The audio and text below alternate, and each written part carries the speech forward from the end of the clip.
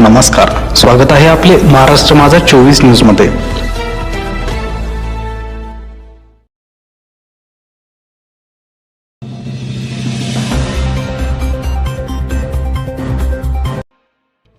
बहुत सारे लोगों को इस बात की तकलीफ हो रही है, किसी और के पीछे नहीं पड़े हैं जितना औरंगाबाद में मजलिस को कमजोर करने की कोशिश की जा रही है। हर एक ने यह फैसला किया है कि हम इस इलाके से मजलिस को खत्म करेंगे तो महाराष्ट्र के अंदर से मजलिस खत्म हो जाएगी।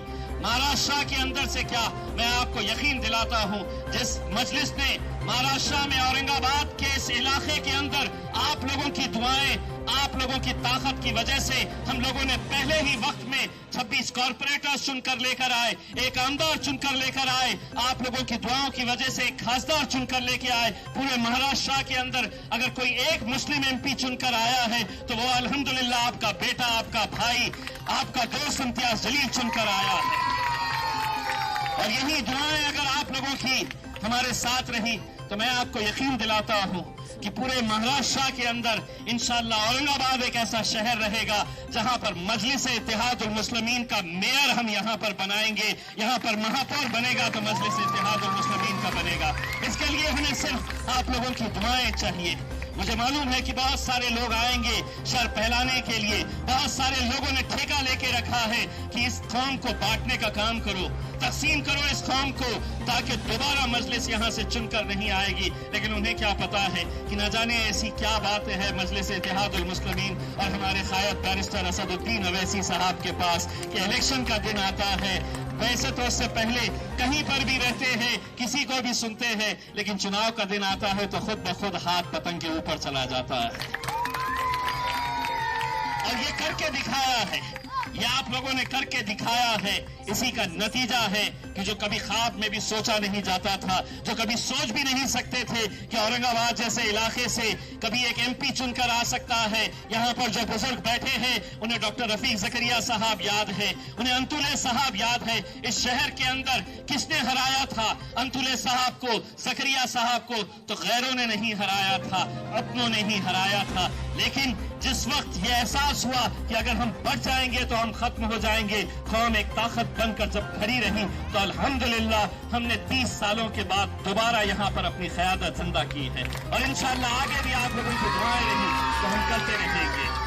मैं ज़मीर खादरी साहब को, मेरे तमाम कॉर्पोरेटर्स को मुबारकबाद देता हूँ, मुबारकबाद पेश करता हूँ।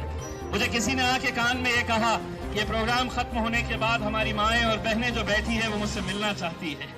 मुझे मालूम है कि आप मुझे क्यों बुलाना चाहती है, आपकी तकलीफ क्या है मैं अच्छी तरह से समझ सकता हूँ।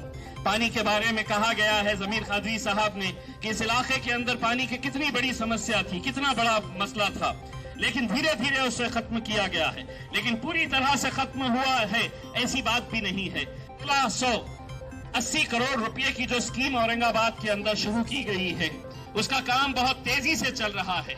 और मैं आपको यकीन दिलाता हूं कि 2024 का इलेक्शन जब आएगा आप लोग नोट करके रखिएगा कि इम्तियाज जलील आज आपको जबान देकर जा रहा है। इस इलाके के अंदर, इस औरंगाबाद शहर के अंदर वो दिन दूर के रहेंगे जब 8 दिन के बाद, 9 दिन के बाद महज 1-1 घंटा पानी आता है। मैं आपको यकीन दिलाकर जाता हूँ इसी शहर के अंदर इंशाअल्लाह हर रोज औरंगाबाद के अंदर हर घर के अंदर पानी पहुंचेगा।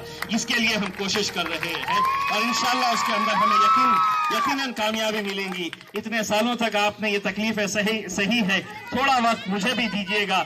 मुझे मालूम है कि कितनी दिक्कतों के बीच में हम ये कामों को अंजाम दे रहे हैं, बस आपकी दुआएं हैं, इसीलिए ये काम हम ले पाते हैं और उसे मुकम्मल कर पाते हैं। बस थोड़ा सा और साथ दीजिएगा, इंशाअल्लाह आपके जितनी भी तकलीफें हैं, जितने भी मसाइल हैं, हम उसे पूरा करने की बहुत कोशिश करेंगे। मैं ज़मीर खादरी साहब को इस बात के लिए भी मुबारकबाद देता हूँ कि आज से तकरीबन 1.5 साल पहले ही तमाम कॉर्पोरेटर्स का पूरा टेन्योर खत्म हो गया है। ये ज़मीर खादरी साहब के पास ही ये कला है और उनके शेरो शायरी का असर है कि वो कमिश्नर के पास बैठ के 2 शेर क्या सुना देते हैं, 3-3 गलियों का काम लेकर आ जाते हैं और कर डालते हैं। तो मैं दूसरे भी कॉर्पोरेटर से ये कहूंगा कि ज़मीर खादरी साहब के साथ रोज बैठे और थोड़ी सी शायरी आप लोग भी सीख ले तो आप लोगों को भी इसका यकीनन फायदा मिलेगा। और मैं भी कोशिश करूंगा कि ज़मीर खादरी साहब एक 2-4 शेर मुझे भी अच्छे सुना दे तो मैं वहां पर दाढ़ी वाले साहब को भी सुना कर आऊंगा वहां से, और वहां से भी काम निकलवा कर आऊंगा। नवनवीन ताज्या बातम्यांसाठी महाराष्ट्र माझा 24 न्यूज चॅनलला सबस्क्राईब नक्की करा।